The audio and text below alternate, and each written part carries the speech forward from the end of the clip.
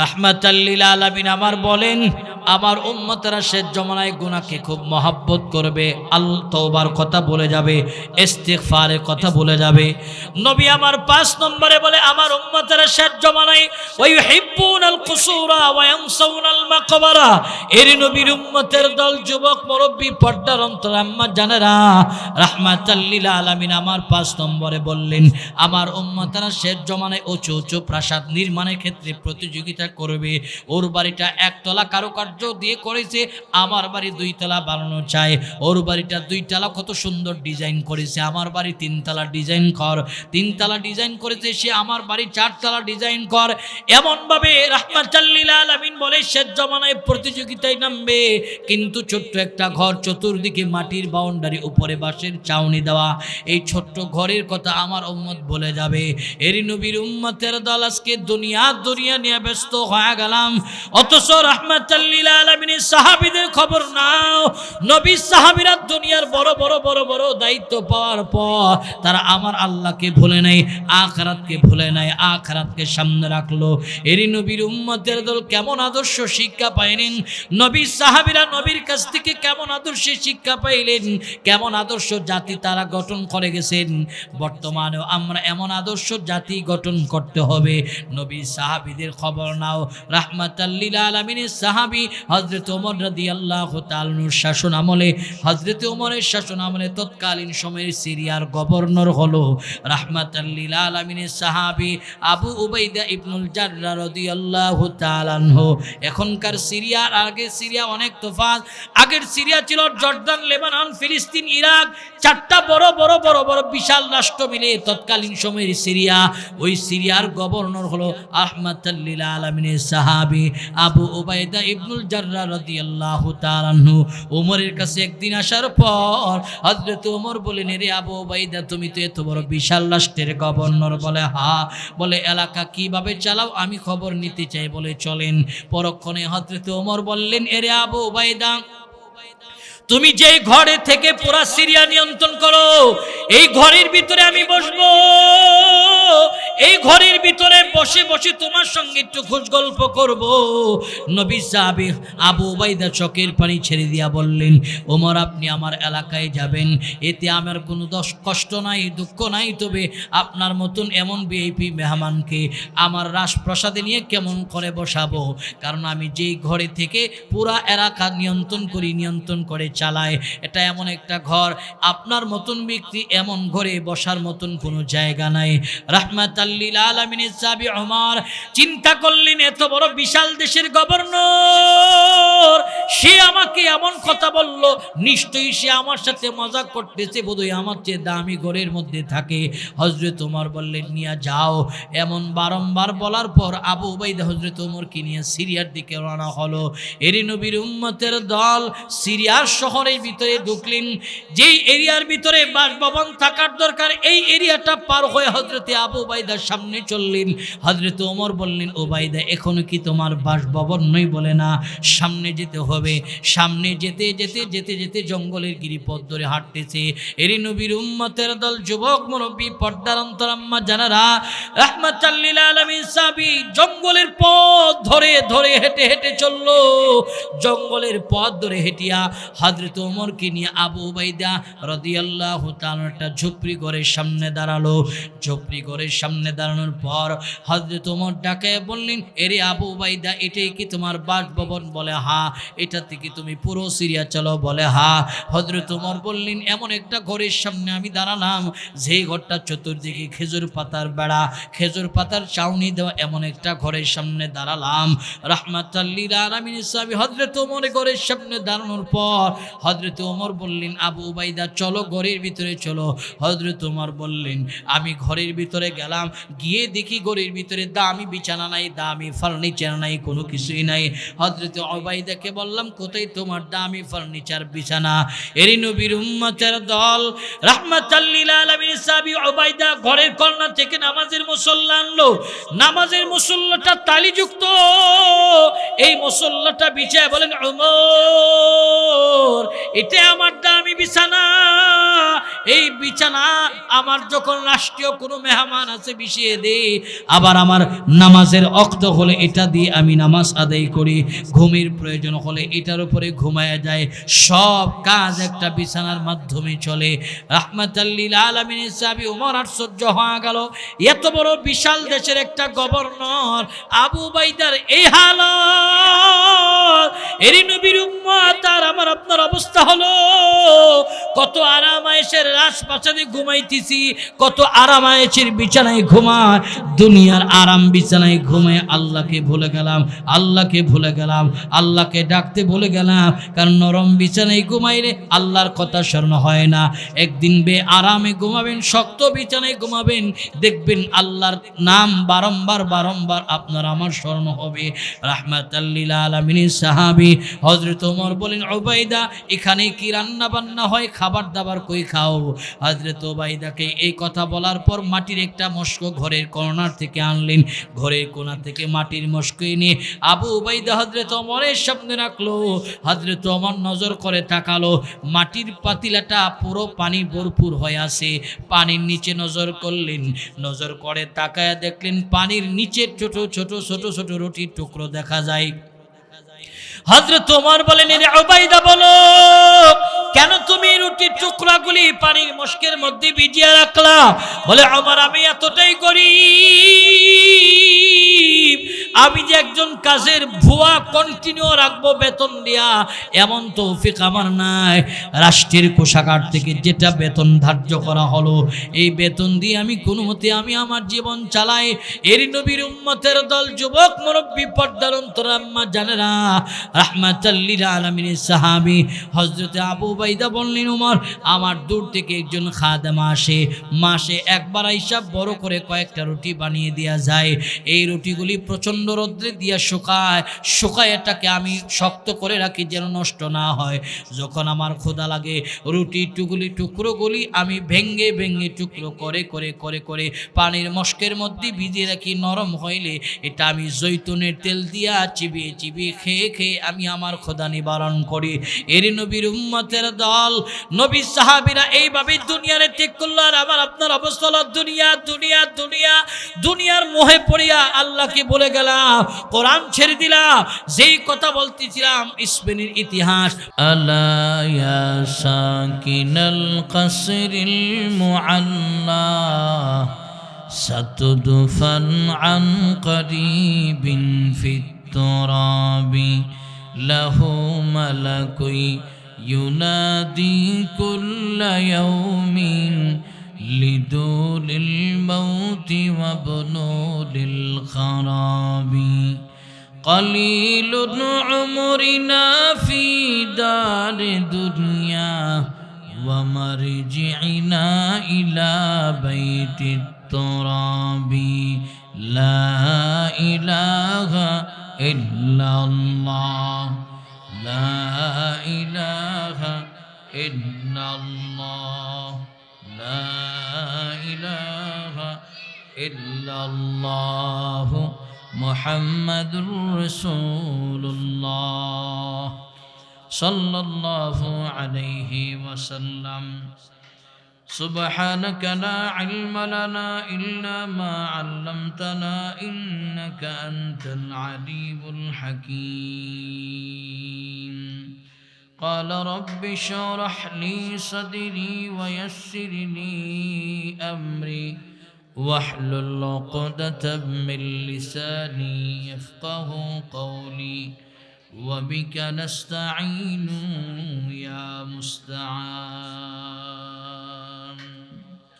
بشنو حافظ بتوگویم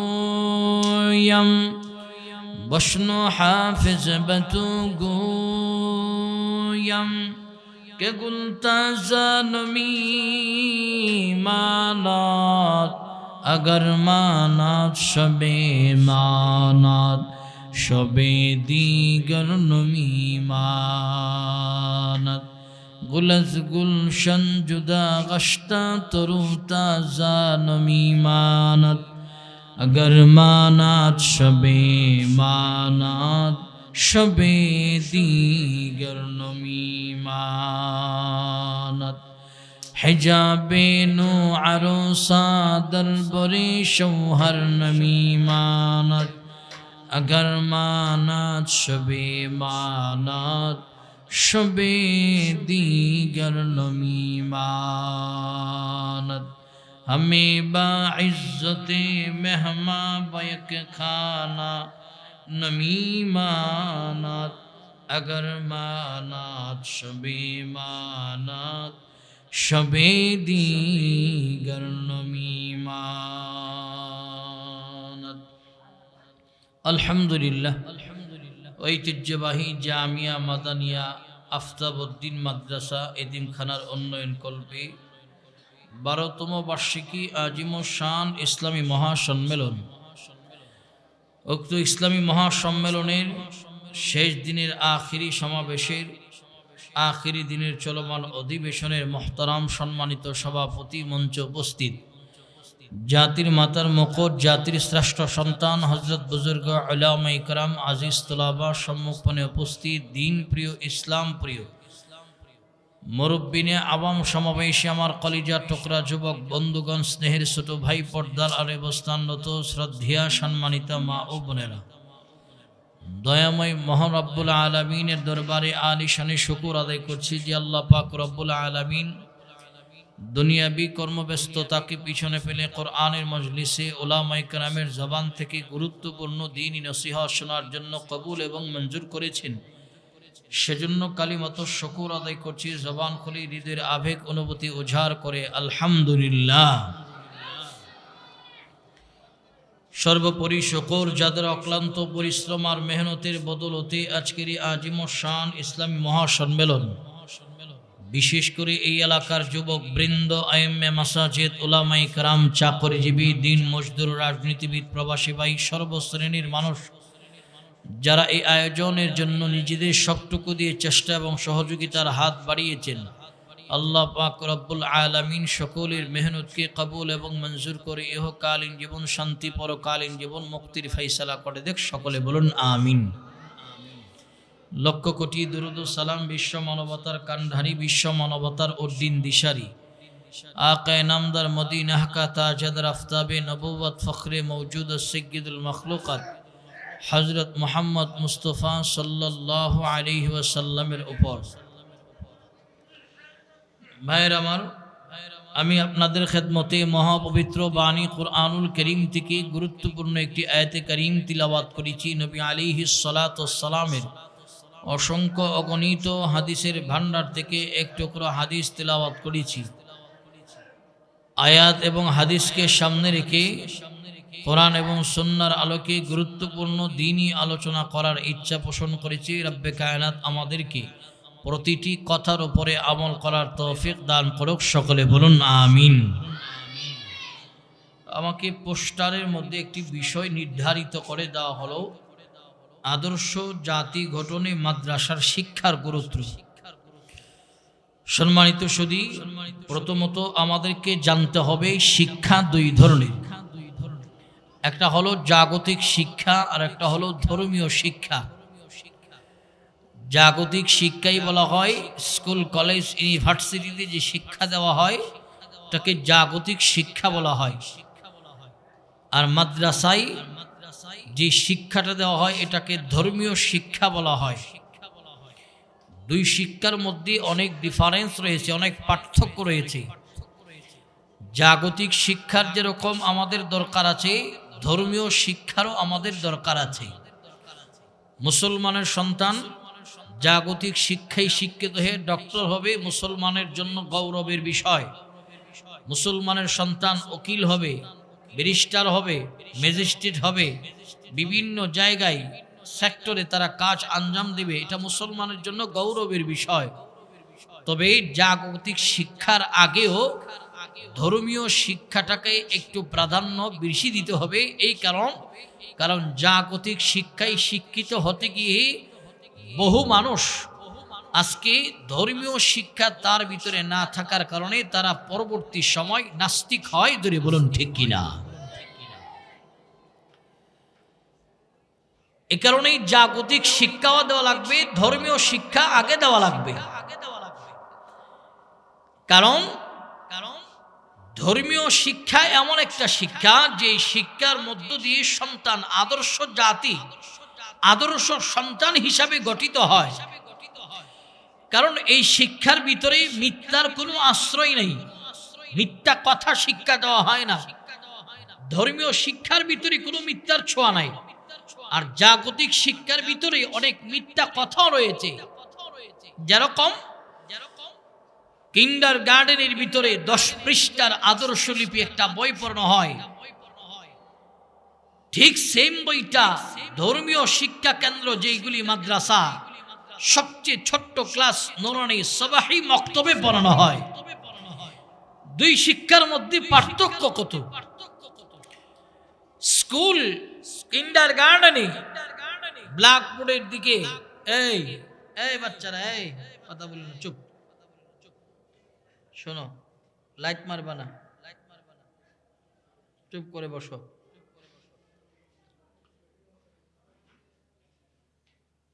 তো 10 পৃষ্ঠার বই মাদ্রাসায় পড়ানো হয়, কিন্ডার গার্ডেনে পড়া হয়। দুই শিক্ষার মধ্যে ব্যবধান কত!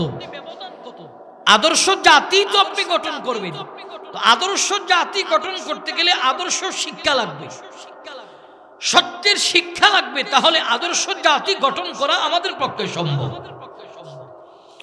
ভাইয়ের আমার, স্কুলে কিন্ডার গার্ডেনে 10 পৃষ্ঠার বই পড়ানো হয়, সেম বইটা মাদ্রাসার সবাহি মক্তব নুরানি বিভাগে পড়ানো হয়।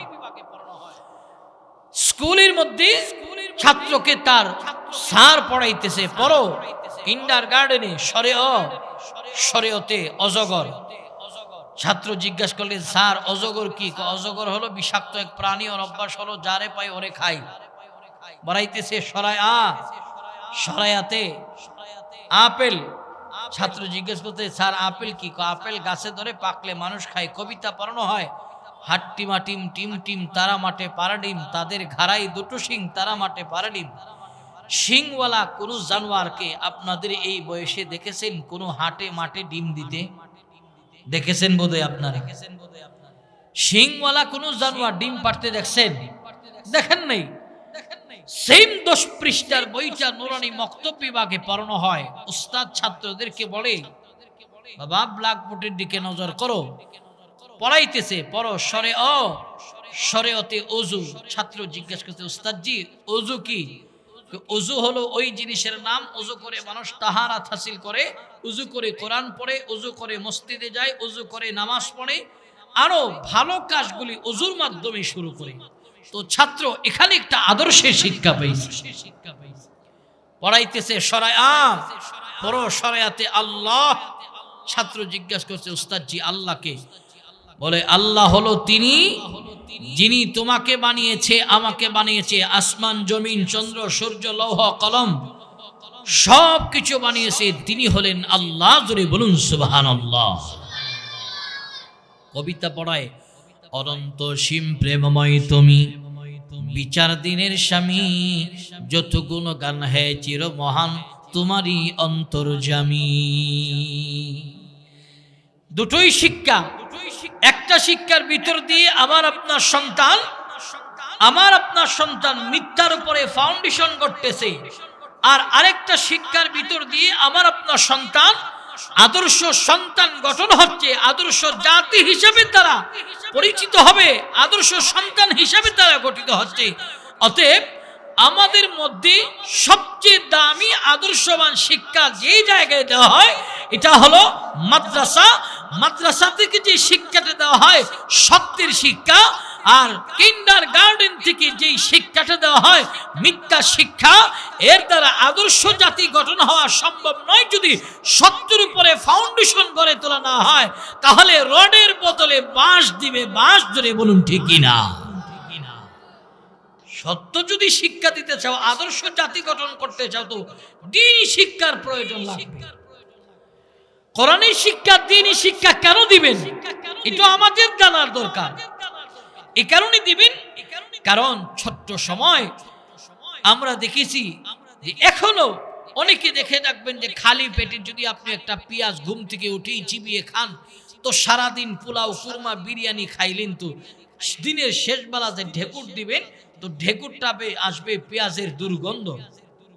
কেন? বলে সকালবেলা খালি পেটি খাইছি পেঁয়াজ, এই কারণেই পেঁয়াজের দুর্গন্ধ। ঠিক যেই সন্তানের শিক্ষাটা আদর্শ শিক্ষা হয়, ধর্মীয় শিক্ষা হয়, সে স্কুল কলেজ ইউনিভার্সিটিতে যাওয়ার পর সে কোনোদিন নাস্তিক হবে না, আল্লাহ বিরু হবে না, রসুল বিরু হবে না, ইসলাম বিরু হবে না, কাবা বিরু হবে না, রসুল বিরু হবে না। এই কারণে, কারণ যে যে দিনের শেষবেলা ঢেকুর দিবে, এটা কোরআনের ঢেকুর বলবে আমার মা বাবা আমাকে সর্বপ্রথম আদর্শের শিক্ষা দিয়ে আমার ফাউন্ডেশন করেছে। এই কারণে জাতি যদি আপনি গঠন করতে চান, আদর্শ জাতি, তাহলে ধর্মীয় শিক্ষার কোনো বিকল্প নাই। জোরে বলুন ঠিক কিনা? ধর্মীয় শিক্ষার কোনো বিকল্প নাই। এই শিক্ষায় যারা শিক্ষিত হয় তারাই আদর্শ সন্তান হিসাবে গঠন করা হয়, এরাই আদর্শ সন্তান হয়।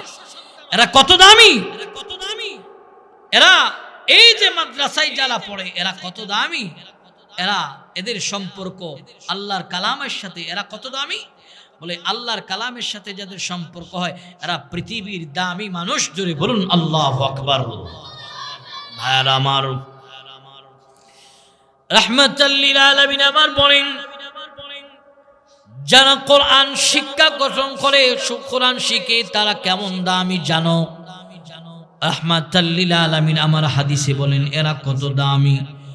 এদেরকে কিয়ামতের ময়দানে রাহমাতাল লিল আলামিন বলেন যারা ধর্মীয় শিক্ষায় শিক্ষিত হয়, যারা কোরআন শিখে, কোরআনের সাথে সম্পর্ক, কোরআন মুখস্থ করে সিনায় ধারণ করে, তারা কত দামি জানো? নবী আমার বলেন ইকালু লিসাহিবিল কোরআন ইকরা ওয়ারতাকি ওয়ারাতিল কামা কুনতা তুরাতিলু ফিদ দুনিয়া ফাইন্না মানজিলাকা ইনদা আখিরি আয়াতিন তাকরাওহা। রাহমাতাল লিল আলামিন আমার বলেন যারা কোরআনের সাথে সম্পর্ক, হাফেজে কোরআন যারা হয়, দ্বীনি শিক্ষা যারা শিক্ষিত হয়, হাফেজে কোরআন হয়, আলেমে দ্বীন হয়, হাফেজে কোরআনদের কত মূল্য। কিয়ামতের ময়দানে আল্লাহ তাআলা রব্বুল আলামিন হাফেজে কোরআনকে বলবেন, এরে হাফেজে কোরআন তুমি তিলাওয়াত করো, যেইভাবে দুনিয়াতে তার তুলি শহীদ তিলাওয়াত করেছিলে, তিলাওয়াত করো। যেখানে তোমার তিলাওয়াত শেষ, এখানে তোমার জায়গা হয়ে যাবে। কোরআনে ৬৬৬৬ আয়াত রয়েছে। হাফেজে কোরআন যারা এরা তিলাওয়াত করবে, এদের মাকাম এত উপরে হবে। এত বড় মাকামের মালিক হওয়ার পর, বিল্ডিং এর মালিক হওয়ার পর, এই কামরাগুলিকে কাকে কাকে রাখবে? কেউ নাই। আল্লাহকে তখন ডেকে বলে, ও দয়ার মালিক, এই যে আমাকে এত বড় ভবনের মালিক বানিয়েছো, এই ভবনে কাকে নিয়ে থাকবো? আল্লাহ তাআলা বলবেন, দেখো দুনিয়াতে তোমাদের সাথে যাদের সম্পর্ক ছিল, এদেরকে ধরে ধরে ধরে ধরে তোমরা এই কামরার মালিক বানায়া দাও। জোরে বলুন সুবহানাল্লাহ। এই কালামে জিন্দা কুরআনে হাকিম হিকমতে উলায়া জালাস্তু কাদিম। কোরআনের সাথে যাদের সম্পর্ক হয় তারা এই পৃথিবীর দামি মানুষ। এরি নবীর উম্মতের দল, যুবক মুরব্বী, পর্দার অন্তর আম্মা জানেরা, বাজার থেকে আপনি কাঠ খরিদ করে আনলেন, এই কাঠের মূল্য আপনার কাছে নাই। এই কাঠটা যখন কমপ্লিট মিস্ত্রির মাধ্যমে রিহাল বনে কোরআনের সাথে সম্পর্ক হয়ে যায়, কোরআনের সাথে সম্পর্ক হওয়ার কারণে রিহালের মূল্য বেড়ে যায়, কাঠের টুকরোর মূল্য বেড়ে যায়। এটা যখন নিচে পড়ে তখন আমি এটাকে তাজিমের সহিত নিচে থেকে উঠায় চুমু খায়, বুকে নেই। যেমন করে 20 টাকা গজের একটা কাপড় আপনার কাছে 4 আনার মূল্য নাই, নিচে পড়লেন ধরেন না। যখন এইটা গিলাপ বনি কোরআনের সাথে সম্পর্ক হয়ে যায়, তাহলে এর দাম বেড়ে যায়। কোরআনের সাথে সম্পর্ক হওয়ার কারণে এর মূল্য বেড়ে যায়, দাম বেড়ে যায়। নিচে পড়লে ধৈরা চুমু খান। অতএব এই মুমিনেরা শোনো, যারা দুনিয়াতে পৃষ্ঠার কোরআনের সাথে সম্পর্ক হবে, আল্লাহর পছন্দের যারা নির্বাচিত বান্দা, যারা জীবন্ত কোরআন, এদের সাথে সম্পর্ক হবে। আপনারা বড় দামি, কারণ মহাব্বত আর ভালোবাসার কারণে, আদর্শ জাতিদেরকে মহাব্বত আর ভালোবাসার কারণে, মহাব্বতের বন্ধনে আল্লাহ তাআলা রব্বুল আলামিন আপনাদেরকে জান্নাত দিবে। জোরে বলুন সুবহানাল্লাহ। কারণ তারা আদর্শ সন্তান হিসেবে গঠন হচ্ছে। এই কারণে এদেরকে মহাব্বত আর ভালোবাসতে হবে আমাদেরই। মহব্বতের কারণে আল্লাহ তাআলা এই মহব্বতের বন্ধনে আমারে আল্লাহ জান্নাত পর্যন্ত নিয়ে যাবে। কারণ আল্লাহ রাসূল বলে আল মারু মা মান আহাব্বা ইলাই, যার সাথে যার মহব্বত তার সাথে তার কিয়ামত। এই যে আদর্শ জাতি হিসাবে যারা গঠিত হবে, এই তালেবে আজিজ কোরআনের হাফেজ, এদের সাথে সম্পর্ক হবে তো আমি দুনিয়াতেও দামি পরকালেও দামি। কারণ তারা এই আদর্শ জাতি হিসাবে গঠিত হওয়ার জন্য তারা দ্বীনি শিক্ষার জন্য বিভিন্ন গোত্র থেকে আসছে। এ কারণে এদেরকে মহব্বত করা চায়, ভালোবাসা চায়। এদেরকে মহব্বত আর ভালোবাসতে লাভ হবে কি, যে দুনিয়াতেও আমি সফলতা পাবো, আখিরাতেও আমি সফলতা পাবো। জোরে বলুন আল্লাহু আকবার। প্রিয় ভাইয়ের আমার, এরা দামি মানুষ, কারণ এদের সম্পর্ক আল্লাহর কালামের সাথে। এদের সিনাটার ভিতরে আল্লাহর কালাম ঢুকানোর জন্য মাদ্রাসায় আসছে। কারণ এই কালামের সাথে যাদের সম্পর্ক তারা কত দামি, কারণ এই কোরআন আল্লাহ তাআলার কাছে সবচেয়ে প্রিয় বস্তু। এই আসমানের নিচে জমিনের উপরে আল্লাহর যত সৃষ্টি রয়েছে তার মধ্যে আল্লাহ তাআলার কাছে সবচেয়ে প্রিয় হলো আল কোরআন। জোরে বলুন আল্লাহু আকবার। আরে আল কোরআন আল্লাহ তাআলা রব্বুল আলামিন বলেন, এই কোরআনকে আমি নাজিল করেছি, এর দায়িত্ব, এর হেফাজতের জিম্মাদারি আমি নিয়েছি। আল্লাহ তাআলা বলেন ইন্না নাহনু নাযালনা যিকরা ওয়া ইন্না লাহু লাহাফিজুন। আমি আল্লাহ তাআলা কোরআন নাজিল করেছি, তার হেফাজতের দায়িত্ব আমি নিয়েছি। কাদেরকে নিবে আল্লাহ তাআলা হেফাজতের দায়িত্ব? যে এই যে কিছু বাচ্চাদেরকে আল্লাহ তাআলা কবুল করে, তাদের সিনাটারে কবুল করে, যে তাদের সিনার ভিতরে আল্লাহ 30 পারা ঢোকায়া আল্লাহ তাআলা কোরআনকে কিয়ামত পর্যন্ত হেফাজত করবে। জোরে বলুন আল্লাহু আকবার। তাওরাত আসমানি কিতাব, জবুর আসমানি কিতাব, ইনজিল আসমানি কিতাব আল্লাহ তাআলা নাজিল করে বলেন নাই এইগুলির জিম্মাদার আমি নিলাম, সংরক্ষণ রক্ষণাবেক্ষণের দায়িত্ব আমি নিলাম, এই কথা বলে নাই। আল্লাহ তাআলা কোরআনের বেলায় এই কথা বলেছে, নাজিল করেছে আমি, এর সংরক্ষণ রক্ষণাবেক্ষণের দায়িত্ব নিয়েছি আমি। কাদেরকে দিয়ে নেবেন? যে যারা আল্লাহ তাআলার নির্বাচিত বান্দা, এদেরকে দিয়ে আল্লাহ তাআলা এটাকে হেফাজত করবেন। জোরে বলুন আল্লাহু আকবার। এই কোরআন এরা দামি, কোরআন যারা শিখে তারা দামি। এরই নবীর উম্মতের দল, যুবক মুরব্বী পর্দার অন্তরাম্মা জানেরা, কোরআন যারা শিখে তারা কেমন দামি, বলে আল্লাহ তাআলার কাছে এতটাই প্রিয়। আল্লাহ তাআলার কাছে কোরআন যেরকম প্রিয়, যারা এর ধারক বাহক হয় তারাও আল্লাহ তাআলার কাছে প্রিয়, তারা দামি জাতি হিসাবে গঠিত হয়। আল্লাহ তাআলা আমার তিলাওয়াতকৃত আয়াতের ভিতরে বলেন, কুল হাল ইয়াস্তাবিল্লাযীনা ইয়ালামুনা ওয়াল্লাযীনা লা ইয়ালামুন, যারা জানে আর যারা জানে না তারা কখনো এক হতে পারে না। এরই নবীর উম্মতের দল, যুবক মুরব্বী পর্দার অন্তরাম্মা জানেরা, এই যে মাদ্রাসার ছাত্রদের ভিতরে ইলম আছে, দ্বীনি ইলম, তারা অনেক বিষয়ে জাননেওয়ালা। এই কারণে তাদের সাথে আরেক জেনারেল লাইনের ছাত্রের তুলনা চলবে না, কারো তুলনা চলবে না। কারণ তারা শ্রেষ্ঠ কিতাব আল্লাহর কোরআন তারা গবেষণা করে, তারা পড়ে, জানে, বুঝে, এর উপরে তারা আমল করে। এই কারণে তারা শ্রেষ্ঠ জাতি, এরই নবীর উম্মতের দল। কারণ কোরআন আল্লাহ তাআলার কাছে দামি কিতাব। কেমন দামি কিতাব জানো? আসমানের নিচে জমিনের উপরে আল্লাহর যত সৃষ্টি আছে সব থেকে আল্লাহ তাআলার কাছে প্রিয় বস্তু হলো আল কোরআন। এই আল কোরআন সাথে যাদের সম্পর্ক তারাও দামি মানুষ, তারাও দামি মানুষ। এরই নবীর উম্মতের দল। ইমাম শাফি রহমাতুল্লাহ আলাইহি জামানায় এক আল্লাহর বান্দা ছেলে মেয়ে হয় না, বিবাহর পর তে বলতেছে যদি আল্লাহ তাআলা আমাকে ছেলে মেয়ে দেয় তাহলে ইহ জগতের দৌলত তারে দেব। এরই নবীর উম্মতের দল। বহুদিন পর ওই আল্লাহর বান্দা একটা মেয়ে সন্তান হলো। মেয়েটা লালন পালন করে করে করে করে যখন বিবাহর বয়সে উপনীত হয়ে গেলেন, বিবাহর জন্য যখন কথাবার্তা পাকাপাকি হয়ে গেল, এমন সময় তার দিমাগের ভিতরে আসছে যে আমি আমার সন্তান না হওয়ার আগে আমি বলেছিলাম আমার সন্তান দিনে তাকে আমি ইহ জগতের দামি দৌলত দেব।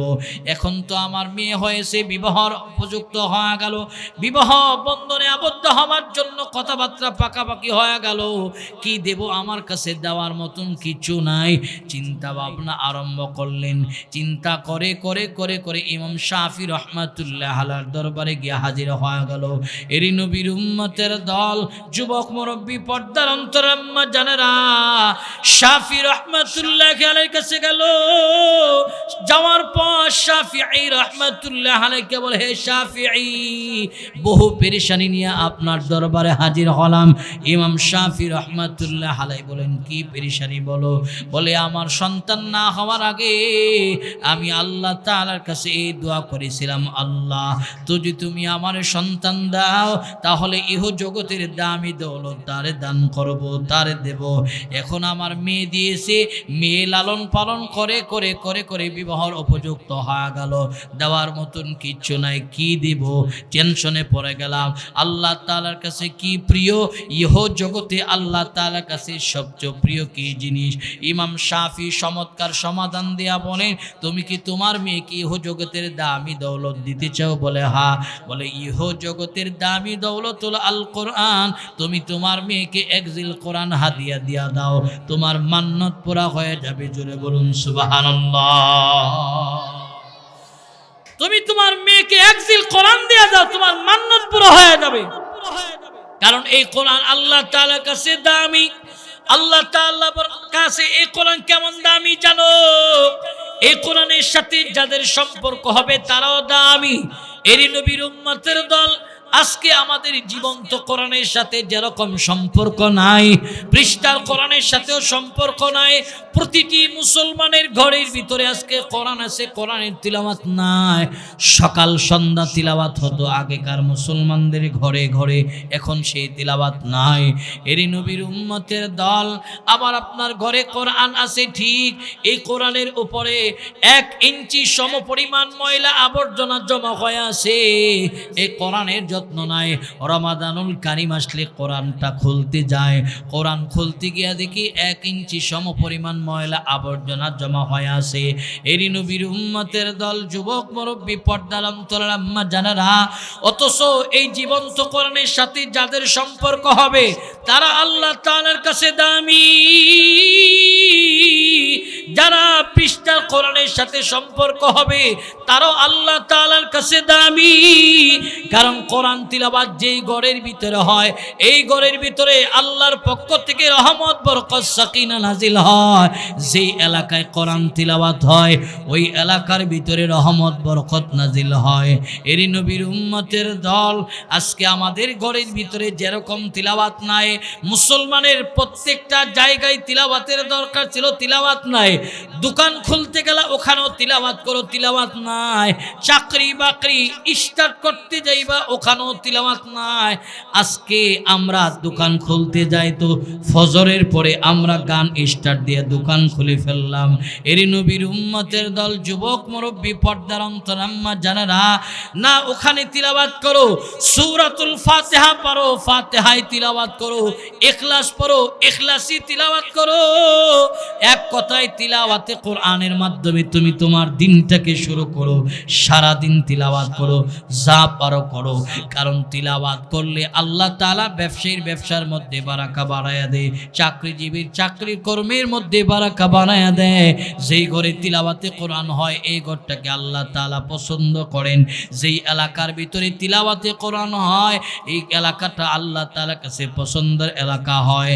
এরই নবীর উম্মতের দল, এই যে মাদ্রাসা, আমরা যখন গুনাহ করে করে করে করে ঘুমিয়ে যায়, এই মাদ্রাসার ছোট্ট ছোট্ট বাচ্চাটা যারা আদর্শ জাতি হিসাবে গঠন করার জন্য আসছে, যারা আদর্শ জাতি হিসাবে তারা পরিচিত হবে, তারা রাত 4টা বাজে উঠে উঠে উঠে উঠে ঠান্ডা পানি দিয়া ওযু বানায়া আল্লাহর কালাম খুলে তারা যখন তিলাওয়াত করে, তিলাওয়াতের বরকতে আল্লাহ তাআলা রাব্বুল আলামিন এই এলাকার আসমানি গজব উঠায় নেয়, জমিনি গজব উঠায় নেয়। এই এলাকার ব্যবসায়ীদের ব্যবসার মধ্যে বারাকা দেয়, চাকরিজীবীর কর্মের মধ্যে বারাকা দেয়।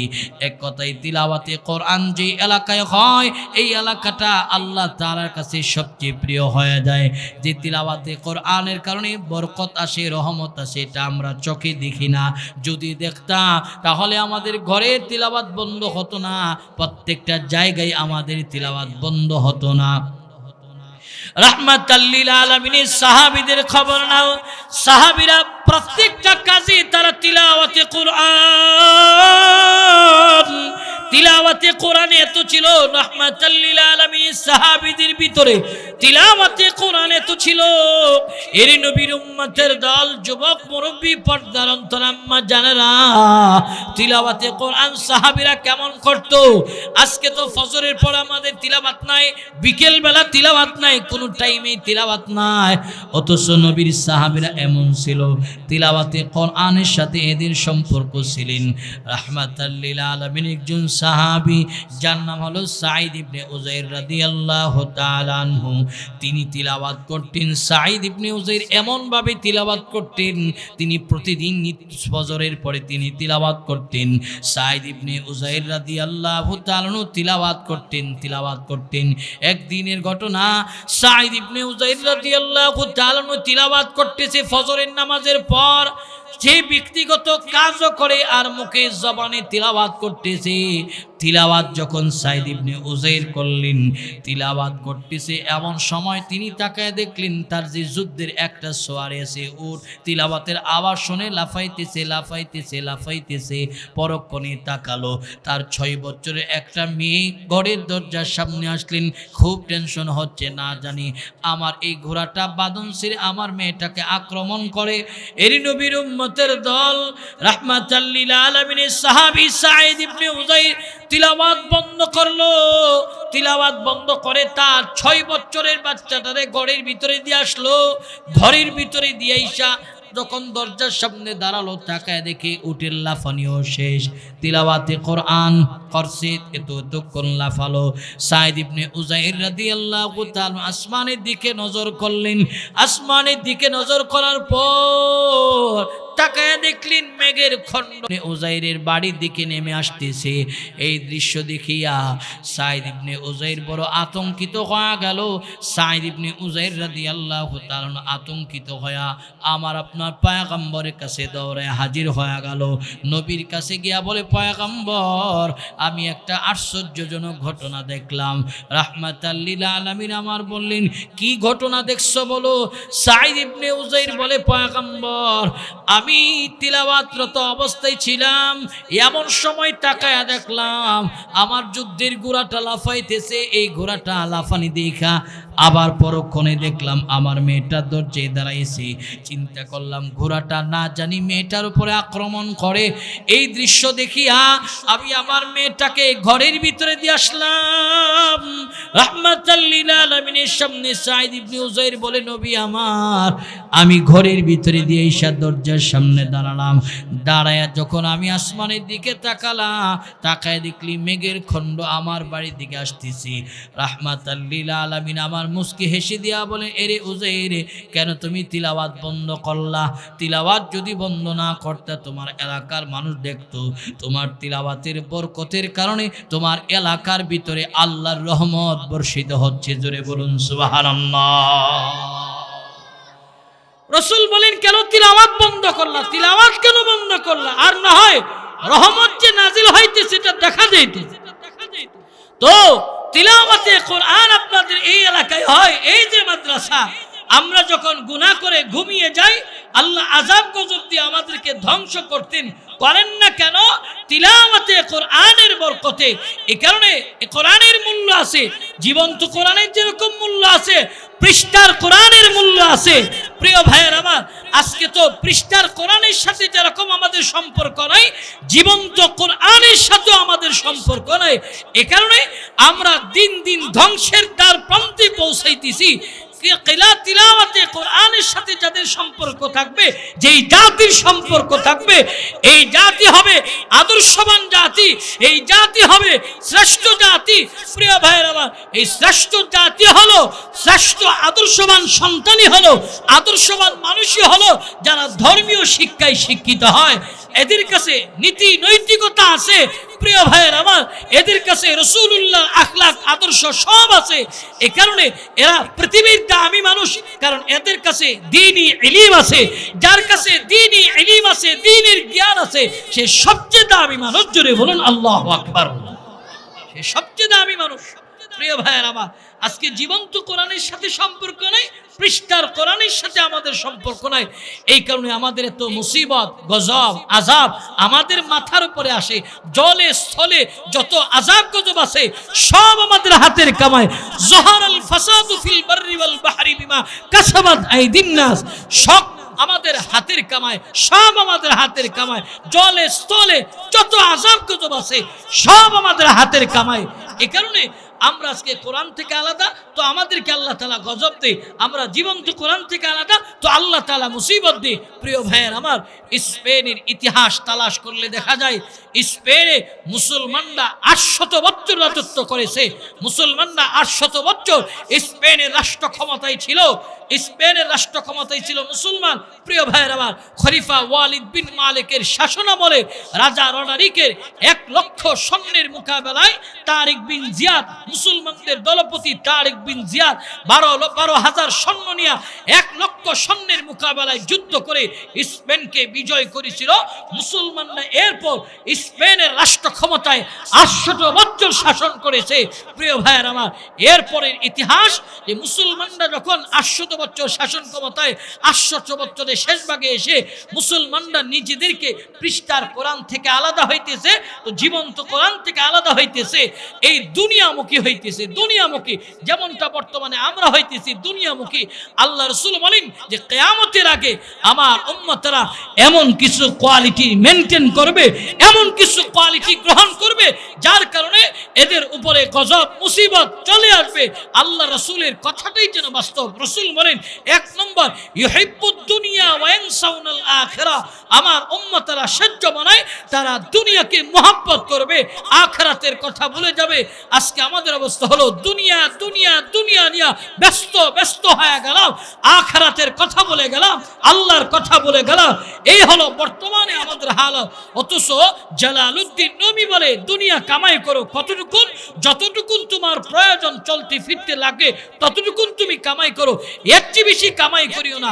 জালালউদ্দিন রুমি রাহমাতুল্লাহি আলাইহি এই দুনিয়াটাকে একটা কিস্তির সাথে, নৌকার সাথে তুলনা দেয় যে কমপ্লিট একটা কিস্তিকে যখন মাঝি নৌকা নিয়ে নদীতে থাকে, যতক্ষণ পর্যন্ত কিস্তির ডানে বামে সামনে পিছনে পানি থাকে ততক্ষণ পর্যন্ত কিস্তিটা পানিতে নিরাপদ।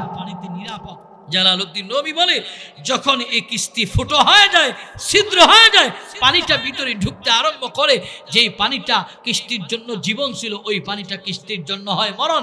ঠিক জালালউদ্দিন রুমি বলে দুনিয়া এমনই, যতটুকু প্রয়োজন ততটুকু কামাই করো, এর চেয়ে বেশি কামাই করতে গেলে 9 রে 6 বানো লাগবে। 2 নম্বরে 1 নম্বর বলে সাপ্লাই দেওয়া লাগবে, মানুষকে ধোঁকা দেওয়া লাগবে। আজকে যেন সবচেয়ে বেশি এই কাজটাই আমরা করতেছি। দুনিয়ার মোহে পড়ে আমি আমার আখিরাত বরবাদ করতেছি, আমার আখিরাতের চিন্তা চেতনায় আমরা দুনিয়া নিয়ে ব্যস্ত হয়ে গেলাম। জুড়ে বলুন ঠিক কিনা? আল্লাহ রাসূল 2 নম্বরে বলে ওয়া ইউহিব্বুনাল মাল ওয়া ইয়ানসাউনাল হিসাব। আমার উম্মতরা মাল সামান কামাই করবে, হিসাব ভুলে যাবে। সুদ খাইয়া, ঘুষ খাইয়া, অন্যের হক আত্মসাৎ করে মাল সামান কামাই করবে, হিসাব করবে না। এই মনে করবে যে এই মাল আমি হালাল পথে কামাইতেছি, অথচ এটা যে হারাম সে হিসাব করবে না, হালাল হারামের তমিজ করবে না।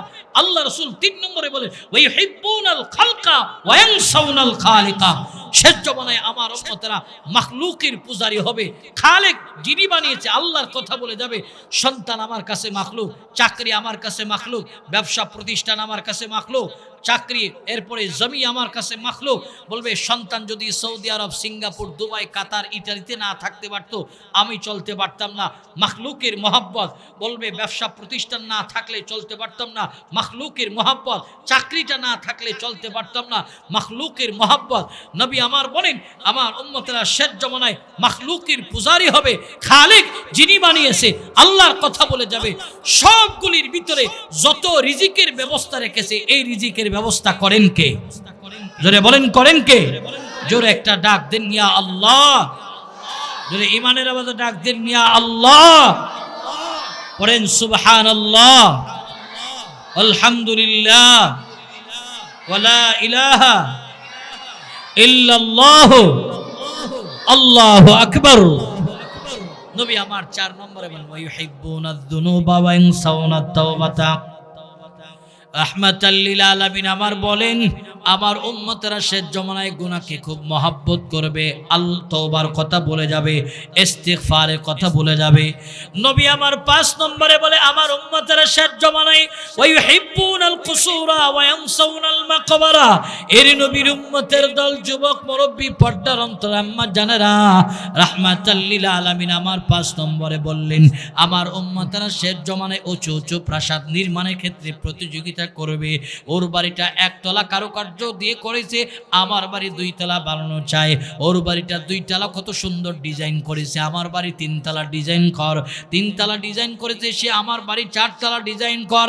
এমন ভাবে রাহমাতাল লিল আলামিন বলে শেষ জমানায় প্রতিযোগিতায় নামবে। কিন্তু ছোট্ট একটা ঘর, চতুর্দিকে মাটির বাউন্ডারি, উপরে বাঁশের চাউনি দেওয়া, এই ছোট্ট ঘরের কথা আমার উম্মত ভুলে যাবে। এরি নবীর উম্মতের দল আজকে দুনিয়া নিয়ে ব্যস্ত হয়ে গেলাম, অথচ রাহমাতাল লিল আলামিনের সাহাবীদের খবর নাও। নবী সাহাবীরা দুনিয়ার বড় বড় বড় বড় দায়িত্ব পাওয়ার পর তারা আমার আল্লাহকে ভুলে নাই, আখিরাতকে ভুলে নাই, আখিরাতকে সামনে রাখলো।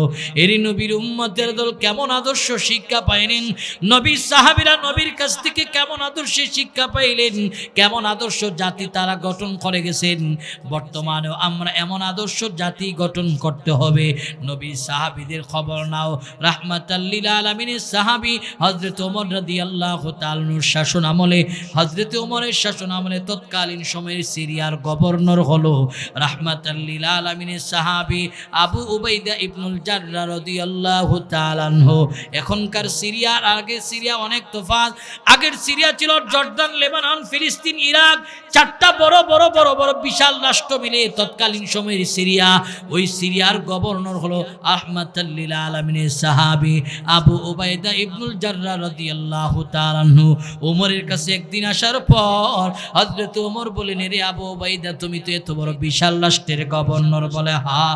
বলে এলাকা কিভাবে চালাও আমি খবর নিতে চাই। বলে চলেন।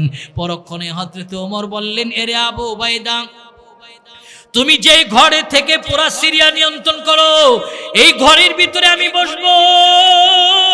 এই ঘরের ভিতরে বসে বসে তোমার সঙ্গে একটু খোঁজ গল্প করব।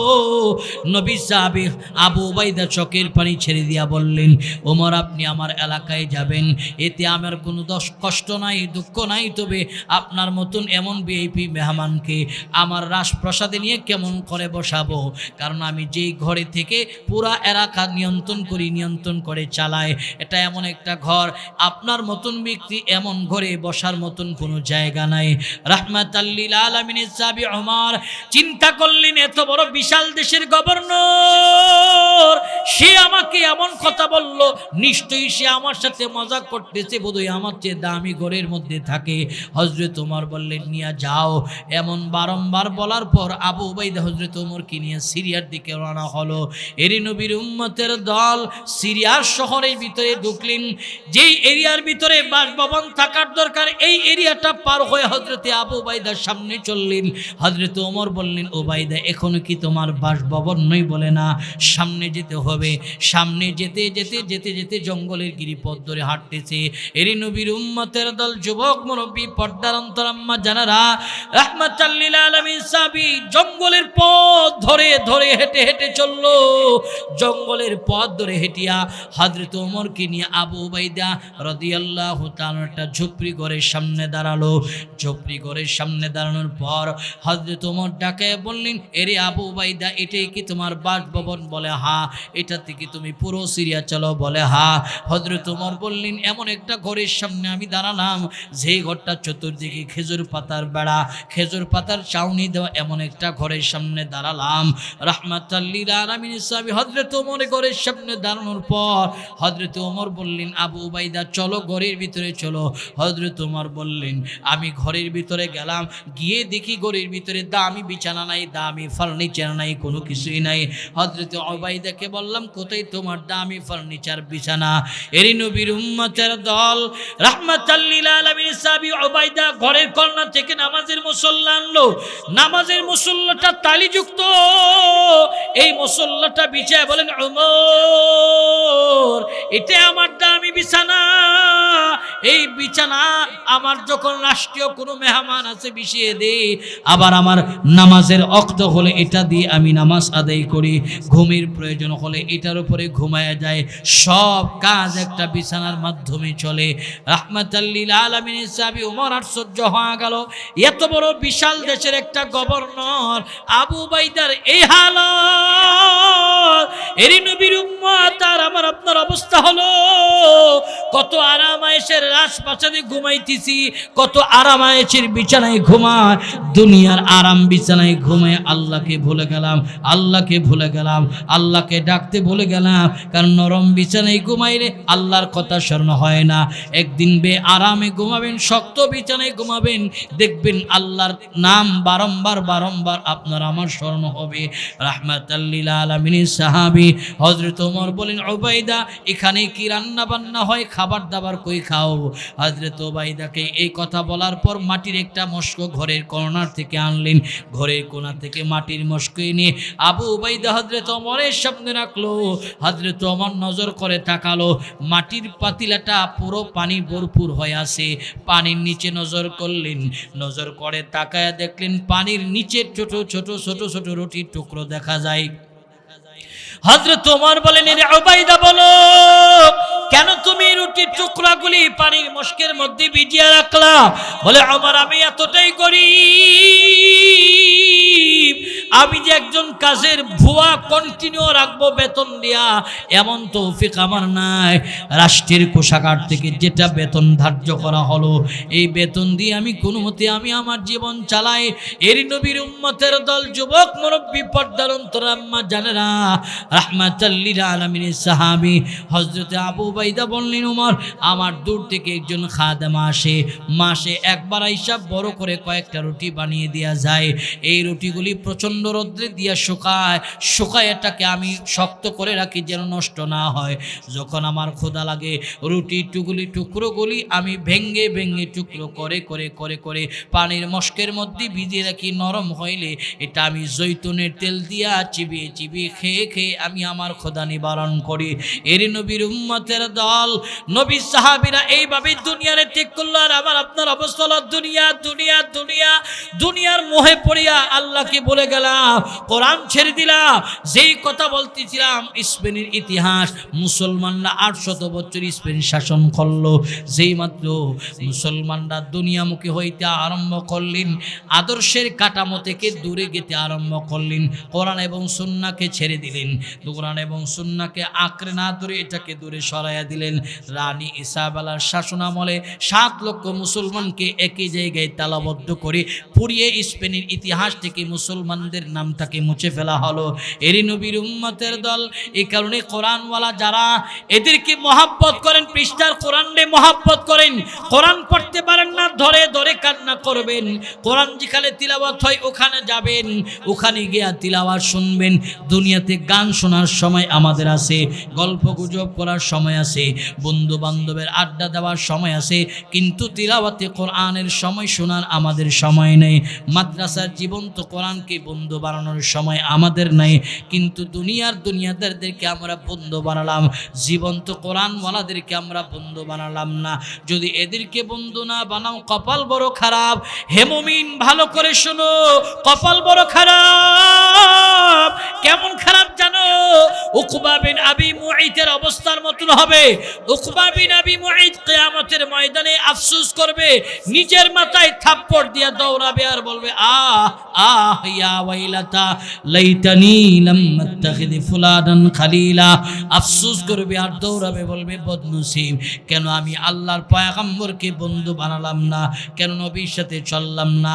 এমন করে করে করে করে করে করে কিয়ামতের ময়দানে দৌড়াবে আর নিজের হাত কামড়াবে। ঠিক আমাদেরও কিয়ামতের ময়দানে একদল মানুষ মাথায় থাপ্পড় দিবে, পাছায় থাপ্পড় দিবে আর বলবে বদনসিব, কেন দুনিয়ার আহলে কোরআন যারা কোরআনওয়ালা এদের সঙ্গে সম্পর্ক লাগাইলাম না, পৃষ্ঠার কোরআনের সাথে সম্পর্ক লাগাইলাম না। যারা কোরআনওয়ালা, যাদের ভিতরে দ্বীনি ইলম ছিল, এদের সাথে সম্পর্ক লাগাইলাম না। সেই দিন কান্না করলে কোনো লাভ হবে না। এরা হলো শ্রেষ্ঠ জাতি, এরাই আদর্শবান সন্তান, কারণ তাদের ভিতরে দ্বীনি ইলম আছে, তারা জানলেওয়ালা জামাত। এই কারণে এদেরকে বন্ধু বানাও, এদেরকে সঙ্গী বানাও। যদি সঙ্গী বানাইতে পারো, রাসূল বলেন এদের সাথে আল্লাহর জান্নাতে যাওয়া যাবে। জোরে বলুন সুবহানাল্লাহ। এরাই আদর্শ জাতি। আদর্শ জাতির গঠনের চিন্তা এরাই করে। কিভাবে জাতিকে শিরিক বিদআত কুফর থেকে বাঁচানো যায়, সেই চিন্তাটা এই জাতি সবচেয়ে বেশি করে। কিন্তু আমাদের অবস্থা হলো, আমরা এই জাতিকে সবচেয়ে বেশি দূরে রাখি। মসজিদের ইমামকে দূরে রাখি, খতিবকে দূরে রাখি, মাদ্রাসা তালিবে আজিজকে আমরা দূরে রাখি। এদেরকে গালি দেয়, এদেরকে বিরুদ্ধে কুৎসা রটায়। অথচ এদের প্রতিটা মুনাজাতে আপনাদের কল্যাণের দোয়া, দেশের কল্যাণের দোয়া, জাতির কল্যাণের দোয়া।